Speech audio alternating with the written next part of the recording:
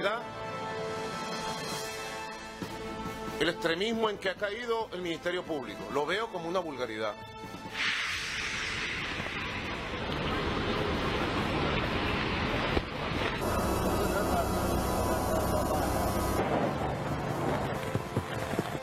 Es un fuerte sismo que se está sintiendo en este momento. Rogamos a todos, por favor, pues tener la calma necesaria para que usted también pueda salir librado.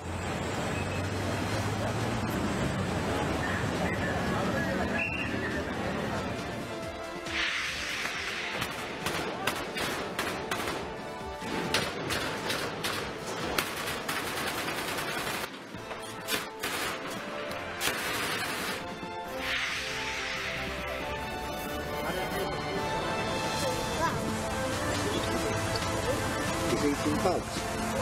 It's a nice one.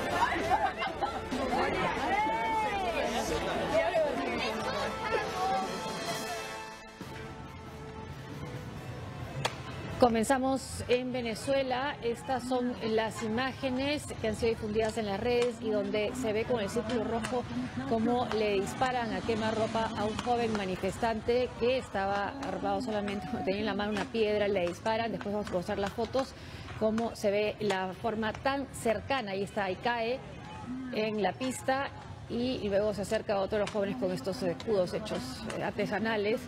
Y es un joven de 22 años, él murió al llegar al hospital, David José Valenilla, estudiaba enfermería, es la víctima número 75 de la represión que sufren los manifestantes opositores hace más de 2 meses que se enfrentan a las fuerzas del orden. Este es el momento entonces en que recibe 3 disparos en el tórax de agentes de la Guardia Nacional Bolivariana. Estas son las fotos que han sido también publicadas en diarios internacionales. Se acerca y ahí así de cerca le dispararon a este joven manifestante que participaba en una marcha de apoyo a la fiscal Luisa Ortega y murió al llegar al hospital.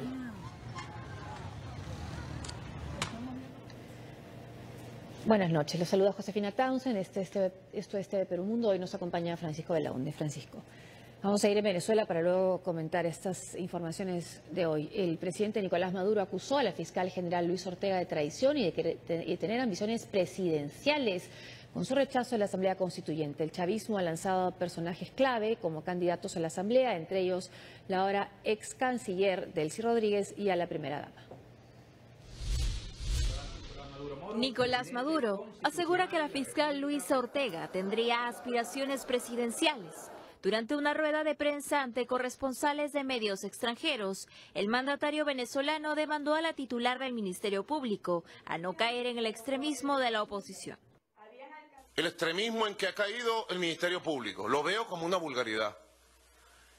Y llamo a la señora Luisa Ortega, que la veo muy nerviosa y desesperada, que vuelva al equilibrio. Si se quiere meter en la diatriba política directa porque tiene aspiraciones de ser candidata presidencial de la MUD, debe tomar las decisiones acertadas para eso y ella sabrá cuáles son. Si tiene espíritu candidatural, aspira a ser candidata de la oposición, bueno, tiene todos los derechos para hacerlo, pero no se puede utilizar una institución tan delicada para un país. Como se recuerda, la otrora chavista marcó distancia del oficialismo luego de que el Tribunal Supremo de Justicia se pronunciara contra el Parlamento de mayoría opositora y tras mostrar su abierto rechazo a la Asamblea Constituyente. Respecto a este último punto, el gobierno ha movido a sus principales fichas para presentar candidatos a la Asamblea Nacional Constituyente. Uno de estos personajes es la hoy ex canciller de Venezuela, Delcy Rodríguez, y se suman en la lista los diputados Diosdado Cabello, Héctor Rodríguez y Cilia Flores, esposa del presidente, además del ex vicepresidente de Venezuela, Aristóbulo Istúriz. Maduro Moros también se refirió a la hoy actuación de los efectivos de la Guardia Nacional. El jefe de Estado dijo desconocer que se usen armas de fuego para reprimir a los manifestantes opositores. La Guardia Nacional Bolivariana y la Policía Nacional Bolivariana ha hecho un esfuerzo heroico y lo debe seguir haciendo. Sin armas de fuego, tan prohibidas.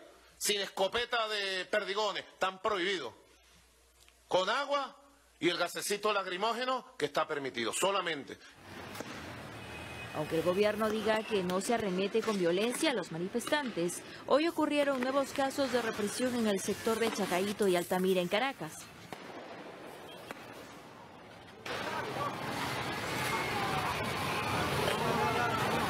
La oposición había salido a las calles para dirigirse a la Fiscalía General de la República en respaldo a Luis Ortega.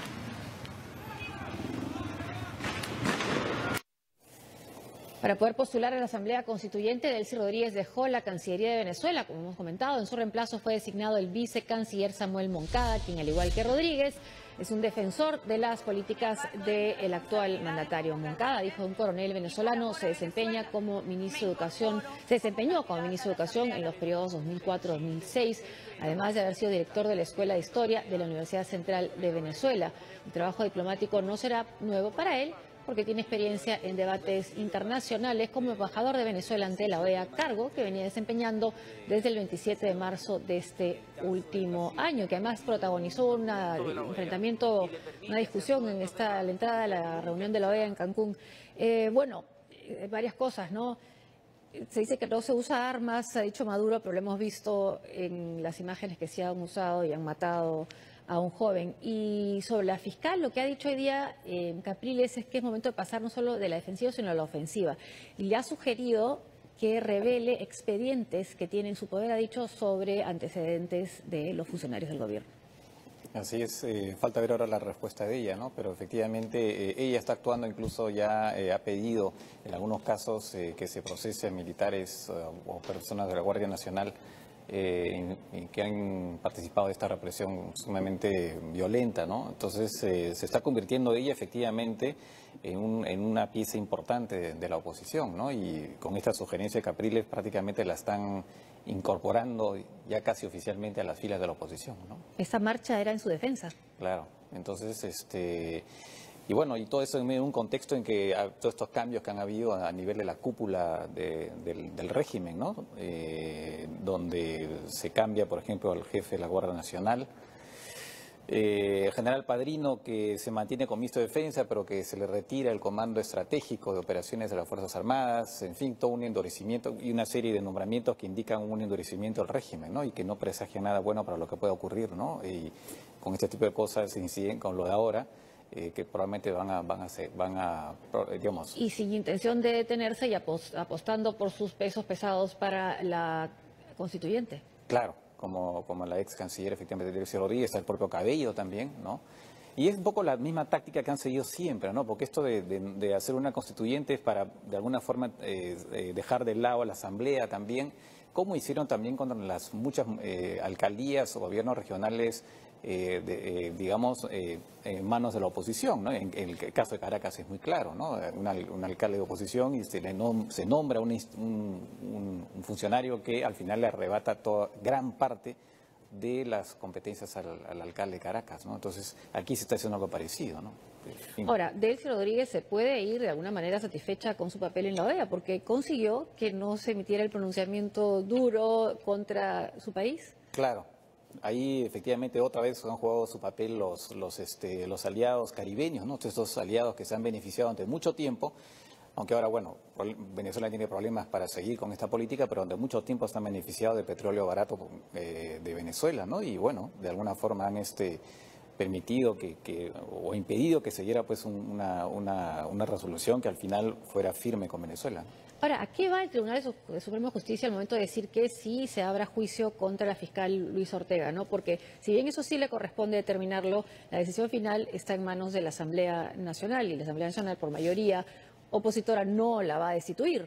Entonces, ¿qué posibilidades tiene? Pudiera ser que al final esta Asamblea Constituyente finalmente se atribuyera esta función, no lo sabemos también, porque todo está muy claro, quieren dejar de lado a la Asamblea, la han dejado de lado siempre, y también sobre este punto van a encontrar seguramente un mecanismo, probablemente a través de la Asamblea Constituyente, para tomar el caso de la fiscal. No pueden hacer todo, es todopoderoso. No, a estas alturas en realidad se puede esperar cualquier cosa, ¿no? Pasamos a Estados Unidos. El presidente Donald Trump dijo hoy que él no grabó las conversaciones que sostuvo con el exdirector del FBI, James Comey, pero esta afirmación aún está lejos, aparentemente, de zanjar el tema de fondo. Donald Trump ha vuelto a hablar del Russiagate a través de su cuenta de Twitter. Esta vez ha usado su red social para negar tener una o más cintas de sus conversaciones con el ex jefe del FBI, James Comey. Con toda la vigilancia electrónica reportada recientemente, interceptaciones, desenmascaramiento y filtración ilegal de información, no tengo idea si hay cintas o grabaciones de mis conversaciones con James Comey, pero yo no las hice y no tengo ninguna de esas grabaciones. El Comité de Legisladores que investiga la conexión de la administración Trump y su equipo de campaña con Rusia pidió a la Casa Blanca cualquier grabación de Comey. Luego del despido del ex jefe del FBI, Trump incluso sugirió la existencia de algunas cintas que ahora ha rechazado. Mediante una conferencia de prensa telefónica, la vicesecretaria de prensa Sarah Huckabee Sanders aseguró no estar al tanto de que haya otra grabación de la oficina Oval. Además aclaró que lo escrito por Trump fue porque le preguntaron si tenía cintas de las reuniones en su despacho. La portavoz de la Casa Blanca también insistió en que todo este caso solo busca deslegitimar la victoria de Trump. Bueno, está sacando la cuenta de CNN de cuántos días se ha mantenido esta incertidumbre, aparentemente hecha a propósito por Donald Trump, desde el 12 de mayo hasta hoy, 22 de junio, ¿no? Que ha dejado jugar a la prensa y a los políticos con esta posibilidad de que él sí tuviera las grabaciones de las conversaciones para finalmente decir, bueno, no las tengo. Sí, pues sí, así es, o sea, bueno, una vez más su credibilidad otra vez en juego, ¿no? Él mismo sabotea su propia credibilidad, que en estos momentos es mínima, ¿no? Sí. Durante un meeting en Cedar Rapids, Iowa, el presidente Trump prometió que obtendrá financiamiento para la construcción del muro fronterizo con México. A pesar de la negativa del Congreso por el momento, el republicano también planteó que este muro será identificado con paneles solares, una propuesta que según la prensa ha sido presentada por diversas empresas al Departamento de Seguridad Nacional.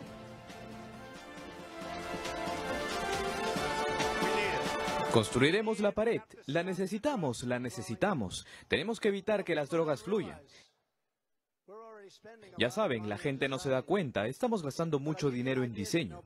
Les doy una idea de la que nadie ha oído hablar, aún, y no estoy seguro, pero soy un constructor. Eso me encanta hacer. Es probablemente lo mejor.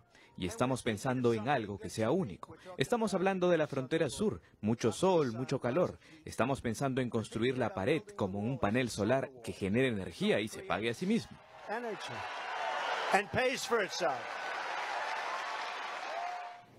Bueno, es una curiosa idea que sale de un político que está más bien hasta hace poco promoviendo que se vuelva a usar el carbón. Exactamente, de repente le da una vena ecológica, ¿no? Pues son estas cosas curiosas de Donald Trump, ¿no? Que claro, se retira del Acuerdo de París, pero bueno, le pone en público sobre la mesa esta idea, ¿no? En fin. Senadores republicanos presentaron su proyecto de ley de reforma sanitaria que incluye recortes al programa Medicaid para personas de bajos recursos económicos y la eliminación de impuestos que se impusieron. Esta ley de salud creada por los demócratas durante la administración de Barack Obama. Este borrador aún parece generar división entre los miembros del Partido Republicano, sobre todo en el Senado. Por el momento son 4 conservadores que no están conformes con este proyecto. Este jueves el presidente Trump saludó la propuesta. Eso fue lo que dijo.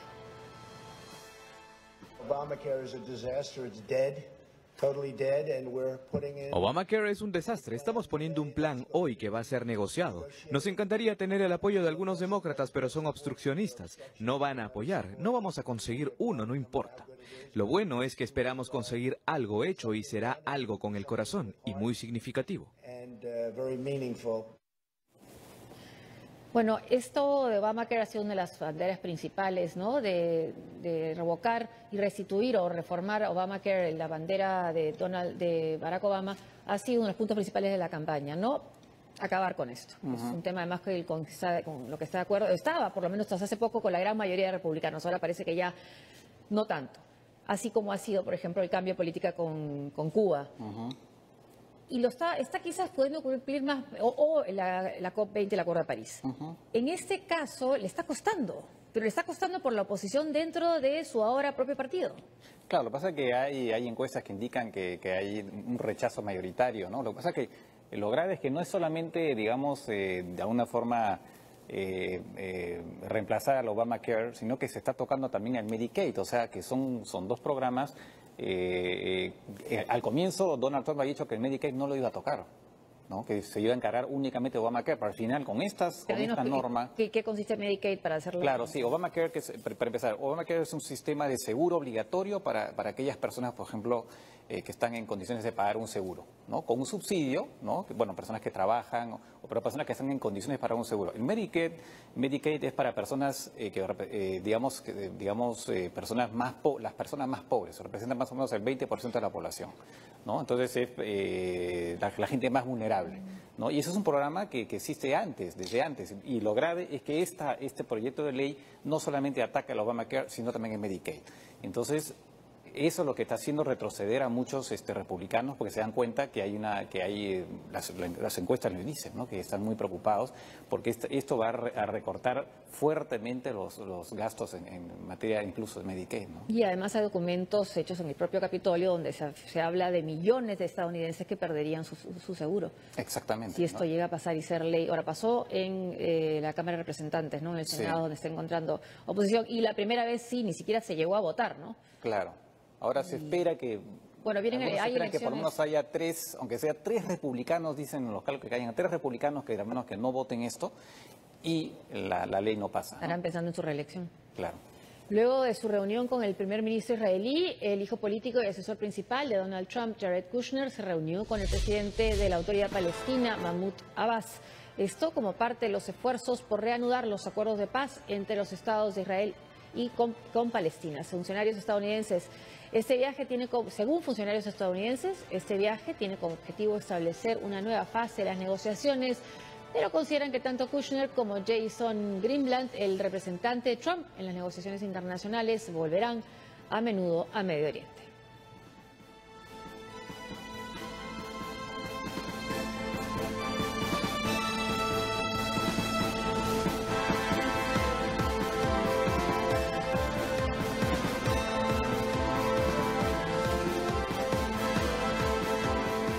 Ese es uno de los tantos encargos que tiene el hijo político de Donald Trump, a quien recién ayer o anteayer se le escuchó hablar en público, no se conocía su voz y habló de tecnología. En este caso, bueno, es un primer acercamiento, ¿no? El tema de Medio Oriente. Pero sí hay una presión por parte de Donald Trump. Donald Trump sí quiere aparentemente que se llegue a un acuerdo y de alguna forma está presionando también a Israel, ¿no? Y ahí puede haber eventualmente alguna dificultad con el gobierno de Netanyahu, que obviamente lo único que quiere es arrastrar los pies, ¿no? Una pausa y al volver. Antes de ir a la pausa, la revista británica The Economist hoy publica un artículo sobre el Perú. ¿Quién gobierna el Perú? El presidente se encara como un congreso fujimorista, y lo vemos a PPK tratando de abrirse paso, ¿no? Con un congreso que no lo deja. Y bueno, en este artículo es donde habla de la posibilidad del indulto también. A ver, no sé dónde está más adelante. También creo que habla de que eventualmente podría hacerse cuestión de confianza. Sí, el tiempo de hacerlo es PPK sobre un eventual indulto, el tiempo de hacerlo es ahora. No sé si podemos avanzar un poco más. Es un artículo de análisis sobre la situación en la que está Popular Force. Bueno, Fuerza Popular le dicen. No, comienza diciendo, bueno, ¿cuántos ministros ha perdido en tan poco tiempo, un año, el presidente Pedro Pablo Kuczynski? Está en la última revista The Economist, y ya tiene un tuit de respuesta de Kenji Fujimori también. Una pausa y al volver.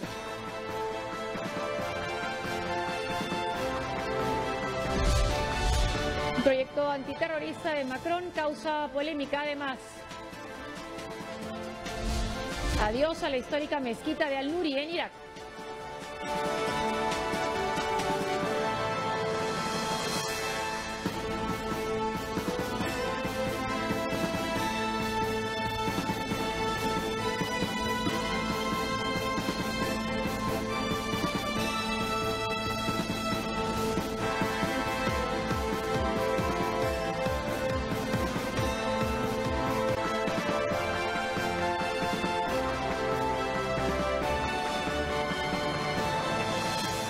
El presidente de Francia, Emmanuel Macron, se reunió el jueves con su nuevo gabinete y presentó un proyecto de ley antiterrorista que ha generado preocupación entre los defensores de las libertades civiles. Ante la amenaza constante de un posible nuevo ataque terrorista, El gobierno de Emmanuel Macron aprobó este jueves un proyecto de ley antiterrorista que incorpora en la legislación ordinaria varias medidas excepcionales que solo funcionan en el estado de emergencia. Tras los ataques yihadistas del 13 de noviembre del 2015, en el que murieron unas 130 personas, se instauró un régimen de excepción en todo el territorio nacional. Esta medida, que debía ser retirada el 15 de julio, ha sido prorrogada hasta el 1 de noviembre. Mientras se espera que la nueva ley, presentada ante el Consejo de Ministros, sea vista en el Parlamento, han surgido las primeras críticas provenientes del sector de defensores de los derechos civiles, como Amnistía Internacional y Human Rights Watch, que consideran el proyecto de discriminatorio. Y es que con la propuesta del Ejecutivo se podría vigilar a cualquier persona si existen motivos serios para sospechar que su comportamiento representa una amenaza para la seguridad de la población. Asimismo, permitir a los prefectos ordenar, sin la necesidad de un juez, la instauración de perímetros de protección en lugares susceptibles de ser objeto de atentados o realizar allanamientos de día y de noche. Hay quienes sostienen que en los últimos meses se ha aprovechado la instauración del estado de emergencia para otros fines, como el control de marchas o protestas políticas. Bueno, ¿esta legislación te parece que puede ser un cambio en lo que es la lucha contra el terrorismo? Mira, en realidad, para empezar, se está prolongando el estado de emergencia que ya tiene. Normalmente los estados de emergencia son por periodos cortos, ¿no? Con esto prácticamente se está prorrogando, estaría prorrogando hasta noviembre. Entre otras cosas, ¿qué permite un estado de emergencia? Permite a la policía allanar las casas y arrestar a las personas, ¿no? Sin necesidad de una orden judicial. Esa es una gran diferencia. Aunque hay que decir que en Francia existe una justicia administrativa que sí puede ver en todo caso revisar este tipo de acciones. Pero en todo caso la justicia ordinaria queda un poco dejada de lado. Hay quienes dicen que desde hace un año más o menos se han producido 599 allanamientos y arrestos en función de eso, y que solamente 25 han dado lugar a procesos por acción judicial, por cuestiones de terrorismo. Entonces dicen, finalmente no es tan importante, ¿no? O sea, se hacen tantos allanamientos administrativos, tantos arrestos únicamente por la policía sin orden judicial, y al final 25 en un año han dado lugar a un proceso por terrorismo. Entonces, pero no tiene mucho sentido, o sea, eso por el lado de la eficacia. Por otro lado, efectivamente, se deja de lado también la separación de poderes. De alguna forma se está dañando la separación de poderes entre el Ejecutivo, el Gobierno y el Poder Judicial, ¿no? Ahora, ¿hay manera de saber cómo va la opinión pública con respecto a estos temas? Entiendo que los defensores de libertades civiles estén militantemente en contra, pero ¿qué dice el promedio, el francés promedio? No he visto últimas encuestas, pero en general lo que han indicado las encuestas a lo largo que han estado, todo el tiempo que han estado vigentes estas normas, en general hay un apoyo, claro, porque la gente está asustada, ¿no? Entonces la gente quiere medidas fuertes y sí, pues en estas circunstancias se da, lamentablemente se presta para que puedan darse excesos. Cuando hay terrorismo la gente se asusta y apoya medidas fuertes, ¿no? Y en ese caso no apoyó a una candidata como Marine Le Pen, ¿no? Es lo que se ha Bueno, efectivamente, sí. Tenemos también más información desde Francia. Me parece que un titular del diario Clarín de la Argentina: por Francia ya son 4 los ministros que renuncian por investigaciones judiciales por empleos ficticios. Entre los renunciantes está el ministro de Justicia, que además es un aliado clave, ¿no? Exactamente, es un aliado clave. Curiosamente es un aliado clave, pero ya no es tan importante en la medida que el partido de Emmanuel Macron ya tiene mayoría absoluta. Claro. Solamente ellos, ya no les hace falta el apoyo de este señor. Fue clave en la campaña, ¿no? Fue clave en la campaña, efectivamente. Ahora, él es jefe de MODEM. Él es el jefe del MODEM, ¿no? Y a su partido efectivamente se le sospecha que por ejemplo, se ha financiado a través de ¿cómo se llama? ¿De fondo del Parlamento Europeo? Del Parlamento Europeo, exactamente, porque es un partido que, como le fue mal en las elecciones, el financiamiento de los partidos, el reembolso está ligado a la performance electoral, ¿no? Y entonces, como le ha ido mal en las últimas elecciones, salvo esta, quedó desfinanciado. Entonces han utilizado aparentemente fondos europeos, ¿no? Y además también hay un tema de, ¿cómo se llama?, de empleo fantasmas, ¿no? Que es una malversación de fondos, y no es el único. Son 4, hay una ministra también que ha tenido que renunciar. Claro, en realidad todos los ministros del partido han renunciado y están comprometidos en las investigaciones, incluido efectivamente, también se le menciona al propio François Bayrou, porque, yo renuncio porque no quiero exponer a un presidente al cual apoyo, ¿no? No, y además es un presidente que ha llegado con esta nueva idea de hacer la una política moralización. nueva, ¿no? Una nueva forma de hacer política. Así es. Y sobre todo que su triunfo fue posible porque aparecieron estas denuncias también vinculadas a empleos ficticios de su contendor François Fillon. Exactamente. Entonces, claro, ahí hay una contradicción. Digamos que de alguna forma lo que ha pasado ahora ha sido la primera crisis, ¿no? La primera crisis política de Emmanuel Macron, ¿no? Que puede salir fortalecido. Ahora, lo que también comentaban viendo su gabinete es que se le puede considerar un rey, ¿no? Porque en realidad los que están ahí le deben todo a él. Claro. Él ha nombrado además a mucha gente experta, tecnócratas, digamos, gente muy de mucha capacidad tecnológica que pertenecen a su universo, ¿no? Y algunos están reprochándole ya algunas actitudes un poco autoritarias a Macron, incluso... Como por ejemplo... Por ejemplo, con la prensa, cierta discriminación o cosas por el estilo, ¿no? Hay unos que están viendo ahí una actitud un poco, digamos, de querer imponer un poco a la mala, ¿no? No a la mala, pero en todo caso... alguien acostumbrado, digamos, que no está tan acostumbrado eventualmente a lo que es el funcionamiento de las instituciones con un parlamento, que hay discusiones y cosas por el estilo. Pero él ha sido ministro.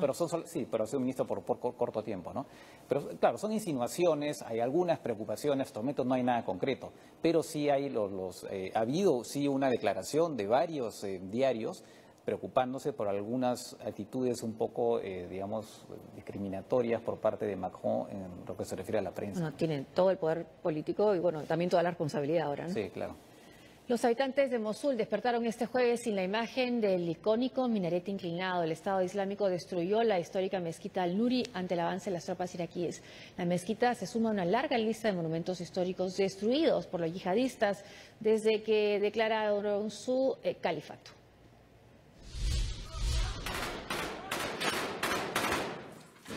Mosul está a un paso de su liberación absoluta, aseguró este jueves el primer ministro iraquí Haider al-Abadi. Pronto anunciaremos la victoria final sobre el enemigo Daesh en la provincia de Nínive y en la ciudad de Mosul en particular, si Dios quiere. A medida de que la derrota se acerca, los yihadistas ya no tienen mayor opción que apuntar a la autodestrucción, y con esto a la eliminación de importante patrimonio cultural, como la mezquita Al-Nuri y su famoso minarete inclinado. Estas imágenes muestran los últimos momentos del templo musulmán antes de ser destruido por los terroristas. Este era uno de los monumentos más emblemáticos de Irak, y el minarete fue construido durante el medioevo en el 1172. Fue ahí mismo que Abu Bakr al-Baghdadi declaró un califato espurio el 29 de junio de 2014. Se supone que uno aprecia el lugar que representa su punto de partida, pero ellos lo volaron, lo destruyeron y con esto anuncian su derrota. Si Dios quiere, quitaremos sus rastros de Irak y reconstruiremos todos los hitos históricos. A esta noticia se suma el alto grado de probabilidad de que el jefe terrorista Abu Bakr al-Baghdadi haya muerto. Este jueves el Ministerio de Relaciones Exteriores de Rusia volvió a señalar que es muy probable que la cabeza del Estado Islámico fue eliminado en mayo durante un bombardeo ejecutado por Moscú cerca de la ciudad de Raqqa, en Siria. El vicecanciller Oleksiy Molotov subrayó, sin embargo, que el proceso de verificación continúa.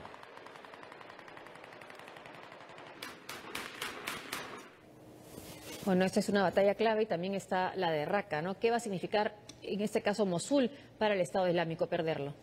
Bueno, ya prácticamente en gran parte la han perdido, ¿no? Esta mezquita efectivamente es muy, bueno, es una lástima porque era un edificio histórico, pero más importante porque es la única vez que al-Baghdadi apareció así en público, fue justamente en Mosul, ¿no? En esta mezquita.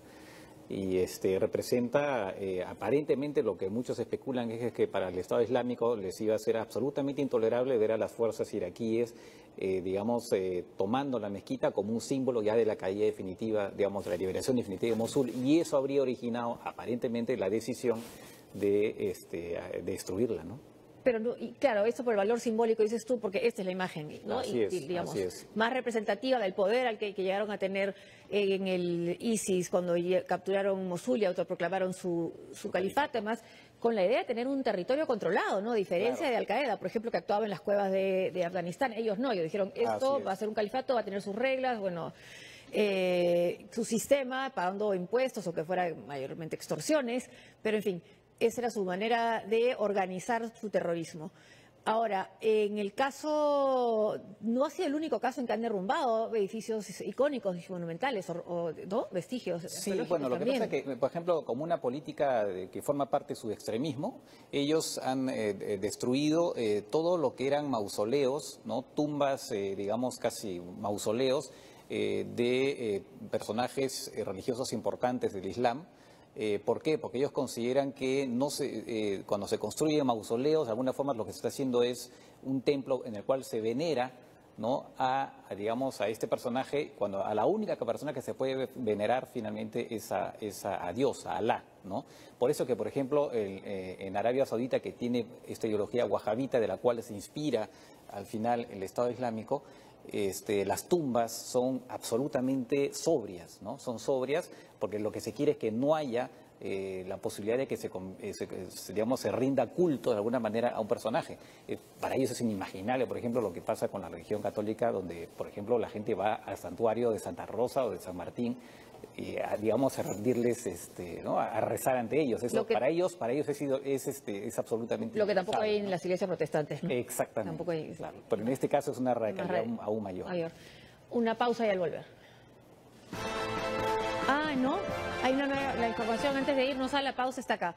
La Unión Europea prolonga las sanciones contra Rusia. La Unión Europea prorrogará sus sanciones a Moscú durante otros 6 meses.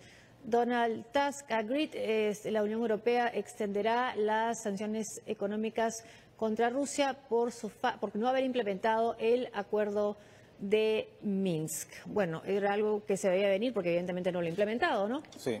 Bueno, así es. Pero ya dentro de la Unión Europea hay países que de alguna forma quieren acabar con las sanciones. Italia, por ejemplo, curiosamente, Hungría también, incluso Grecia, ¿no? Entonces, pero finalmente han podido llegar a un acuerdo para mantener las sanciones, ¿no?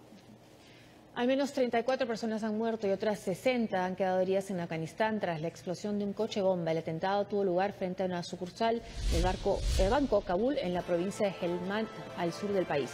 La mayoría de las víctimas son civiles y entre los fallecidos también hay miembros de las fuerzas de seguridad que en ese momento formaban fila para cobrar sus salarios. Según informa la AFP, los talibanes habrían reivindicado la autoría de este atentado.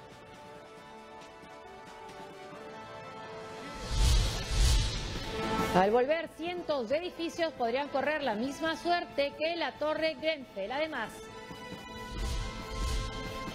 los enfermeros que las FARC quieren convertirse en médicos.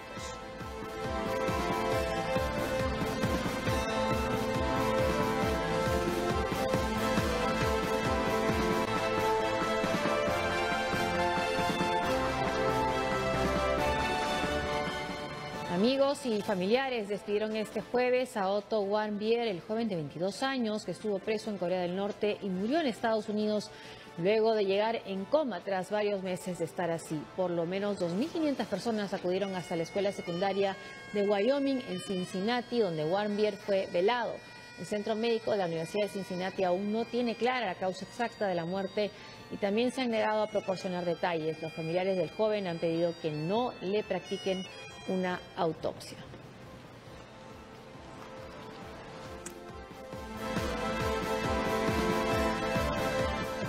Volvemos a la información sobre Venezuela. Hay una rueda de prensa de la oposición. Es en vivo.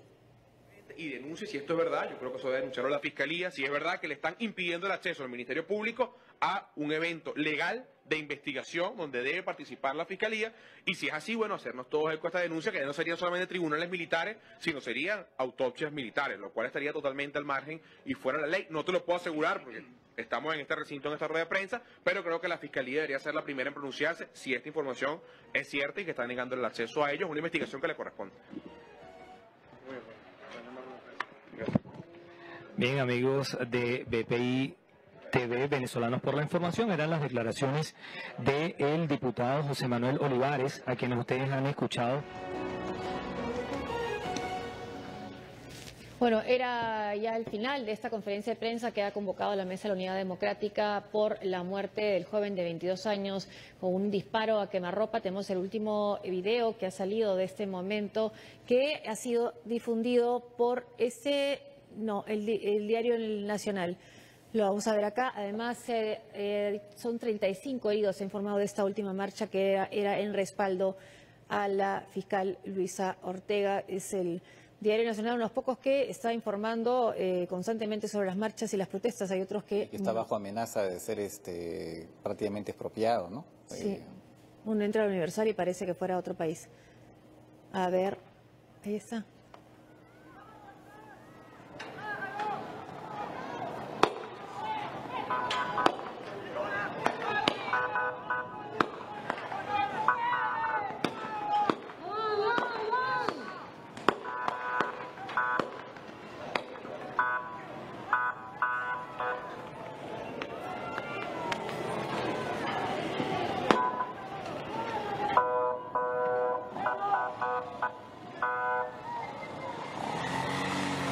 Se llevan al joven opositor ahí aún con vida al hospital. Era un estudiante de enfermería que murió hoy durante la protesta en defensa de la fiscal Luisa Ortega. Han convocado a más marchas en esta conferencia de prensa que dieron los miembros de la Mesa de Unidad Democrática. Las autoridades británicas siguen soportando cuestionamientos y protestas tras el incendio que costó la vida de 79 personas. Las autoridades, muchos de ellos inmigrantes de un edificio de departamentos. 600 edificios en el Reino Unido podrían correr la misma suerte que la Torre Grenfell, según reveló este jueves Downing Street, basándose en las juntas del distrito. La razón principal es que todas cuentan con revestimiento de placas de aluminio de polietileno, material inflamable que se halló en 3 bloques de la torre incendiada el miércoles de la semana pasada. La primera ministra Theresa May compareció ante la Cámara de los Comunes para comentar este caso. La Cámara debe, por supuesto, tener cuidado de especular sobre lo que causó este incendio. Pero como medida de precaución, el gobierno ha dispuesto probar el revestimiento en todos los bloques de torres pertinentes. Poco antes de llegar, me informaron que algunas pruebas han demostrado que son combustibles. May ha señalado que los bomberos y las autoridades locales ya están informadas al respecto para tomar las medidas posibles que permitan a los británicos vivir en espacios seguros. De momento, Downing Street está preparando una lista oficial con el nombre de los edificios públicos afectados por estos revestimientos inflamables. La mayoría de estos se habrían construido en la década de los 60 y los 70. De acuerdo con la prensa europea, paneles similares a los de Grenfell han afectado a otros edificios que sufrieron graves incendios en Dubái, Australia y Francia en los últimos años. Alerta en Guatemala por un sismo de más de 6 grados en la escala de Richter, mientras que en Estados Unidos la tormenta Cindy se debilitó este jueves a categoría de depresión tropical. Es un fuerte sismo que se está sintiendo en este momento. Rogamos a todos, por favor, pues tener la calma necesaria. Alerta en Guatemala por un sismo de 6,7 grados en escala de Richter, cuyo epicentro se registró a 115 kilómetros de la costa del departamento de Escuintla, en el Océano Pacífico. El gobierno del presidente Jimmy Morales viene evaluando los daños ocasionados por el movimiento telúrico en viviendas, puentes y carreteras. Hasta el momento no se han reportado víctimas ni heridos. El pasado 14 de junio se registró un movimiento similar, que dejó 5 muertos. El sismo también fue sentido en El Salvador, donde muchos habitantes salieron de sus casas por temor a réplicas. La tormenta Cindy se debilitó este jueves a depresión tropical cuando se dirigía hacia el sur de los Estados Unidos, a lo largo de la frontera de Texas y Luisiana. El Centro Nacional de Huracanes ya había informado que el fenómeno se trasladaba al norte con una velocidad de 20 kilómetros, con vientos máximos sostenidos de 56 kilómetros por hora. Hasta el momento, Cindy ha causado la muerte de un niño de 10 años en Alabama Beach. Fuertes lluvias en partes de Mississippi, Georgia y Tennessee. Se espera que entrada la noche de hoy, Cindy se dirija a una zona de baja presión. Por lo pronto, todas las alertas de advertencia de tormenta tropical han sido eliminadas. La justicia chilena ordenó este miércoles restituir a la familia del ex dictador Augusto Pinochet más de $4 millones y 24 inmuebles embargados hace 13 años. Una extensa investigación de malversación de caudales públicos en el denominado caso Riggs. El fallo, que puede ser apelado, determina que no es posible mantener dicha retención debido a que el responsable del eventual delito ha fallecido En la misma sentencia se absolvió a 6 oficiales en retiro por supuestamente haber ayudado a Pinochet a esconder parte de su fortuna en el banco Rix en Estados Unidos.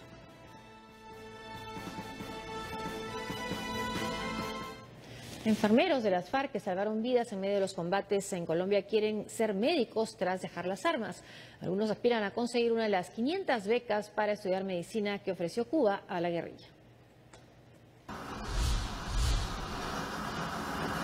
Los enfermeros de la guerrilla de las FARC aprendieron de laboratorio, cirugía, trauma y otras especialidades en medio de los combates. Tras dejar las armas, algunos quieren estudiar para ser médicos.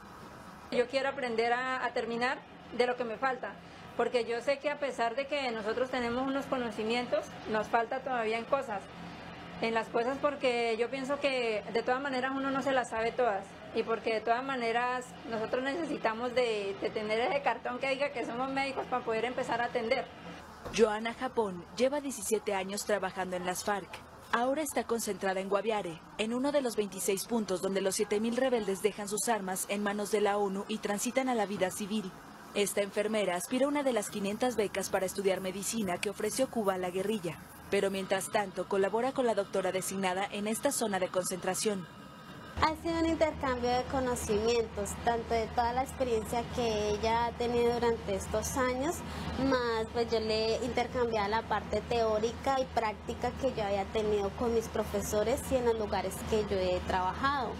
El sistema de salud de las FARC tuvo su apogeo hacia principios de siglo, cuando incluso hubo un hospital para 300 pacientes en el sur del país. En estos años se han preparado unas 150 personas como enfermeros, pero a pesar de su experiencia, no todos podrán acceder a las becas por carecer de bachillerato. Bueno, son años que no han podido estudiar, algunos ni siquiera terminar el colegio, ¿no? Los jóvenes guerrilleros de las FARC, mientras que estaban con su lucha armada, y ahora, bueno, son enfermeros en la práctica, ¿no? Pero no tienen ningún cartón, como dice el documentario Quieren ser médicos. Sobre eso hay una serie que está en Netflix, se llama La Niña, ¿no? Pero en este caso es una chica que es secuestrada por las FARC y luego sale y se escapa y quiere estudiar medicina. Pero también la noticia de hoy que llega de Colombia, que es sorprendente, es quienes se han unido para participar en las elecciones del 2018, Álvaro Uribe y Andrés Pastrana. Sí, ahora, lo que pasa es que Andrés Pastrana tiene una posición muy crítica con respecto al acuerdo de paz, ¿no? Y eso es lo que los une, entonces, eso Uribe con Pastrana. Exactamente, por ahí, ese es el motivo de la unión. Es curioso porque Andrés Pastrana, que fue finalmente el que tuvo este intento de diálogo con las FARC y les entregó prácticamente un territorio, digamos, donde pudieron estar mientras había las negociaciones, que más bien facilitó el reforzamiento de la FARC, y ahora él se ha convertido en un duro, ¿no? Ya no es digamos, como un pacifista, sino es un halcón. En fin, se trata realmente de compensar sobre la actitud que había tenido como presidente de repente, ¿no? El alto comisionado de la ONU para los Derechos Humanos ha acusado a las autoridades de la República Democrática del Congo de avalar a una nueva milicia responsable de causar miles de muertos y más de 1 millón de desplazados. La ONU apunta con su dedo acusador a las autoridades de la República Democrática del Congo, a las que acusa de estar detrás de una nueva milicia que está perpetrando atrocidades en la región congoleña de Kasai. Una región donde la violencia está adquiriendo niveles de horror, con miles de muertos y más de 1 millón de desplazados, según distintas fuentes. El alto comisionado de la ONU para los Derechos Humanos, Zeid Ra'ad al-Hussein, ha reclamado la apertura de una investigación internacional independiente sobre esta nueva milicia denominada Banamura y sobre las denuncias de torturas y actos de brutalidad extrema que relatan las víctimas. 42 fosas comunes han sido documentadas en Kasai por las oficinas de derechos humanos, y tal vez haya más. Muchos refugiados han relatado a mi equipo que fueron forzados a enterrar víctimas en otras fosas comunes. Los relatos hablan de mutilaciones de niños, violaciones y asesinatos inhumanos de embarazadas y otras personas muertas a machetazos o quemadas vivas. Según la Iglesia Católica, más de 3.300 personas han muerto en Kasai en 8 meses y 20 pueblos han sido arrasados por el ejército o la milicia Camuina Sapo. Al volver, una ola de calor golpea el hemisferio norte. Además, Chapo Guzmán alista batalla legal contra Netflix y Univision.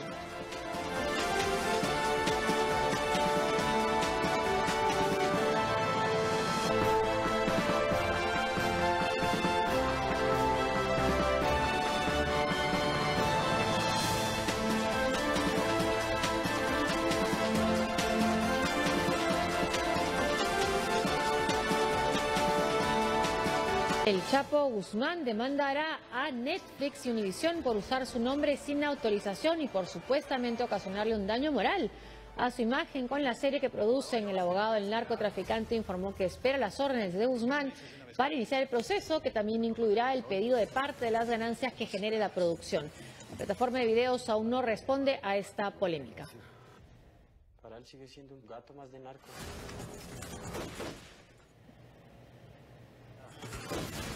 En México por el Daño moral, un capo de la droga.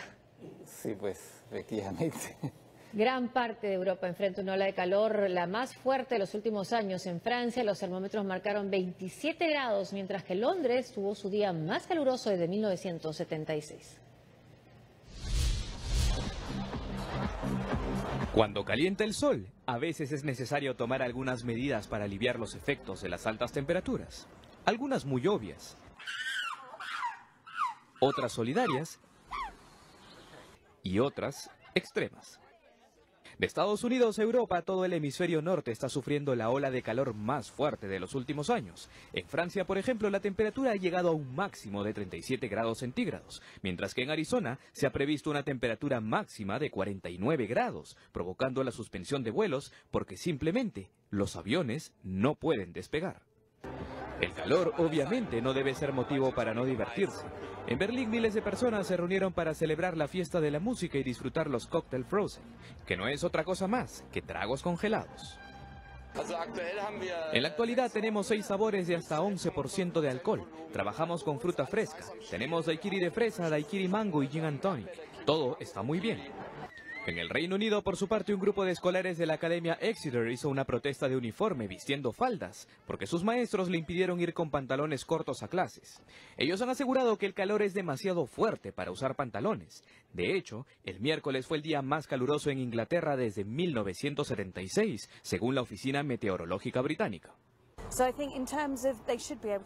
No veo por qué debe ser un problema usar pantalones cortos. Así que creo que en estos términos ellos llevan faldas porque eso es lo que se les permite llevar.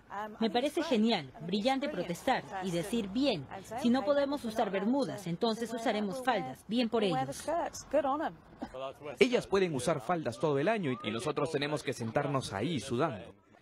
También en el Reino Unido los animales sufren, aunque los chimpancés del zoológico Whipsnade han podido refrescarse chupando sus bloques de hielo llenos de jugo y por supuesto plátano congelado. Un delicioso refrigerio para disfrutar en la hierba. Hasta aquí el programa. Gracias por acompañarnos. Gracias, Francisco. Hasta mañana.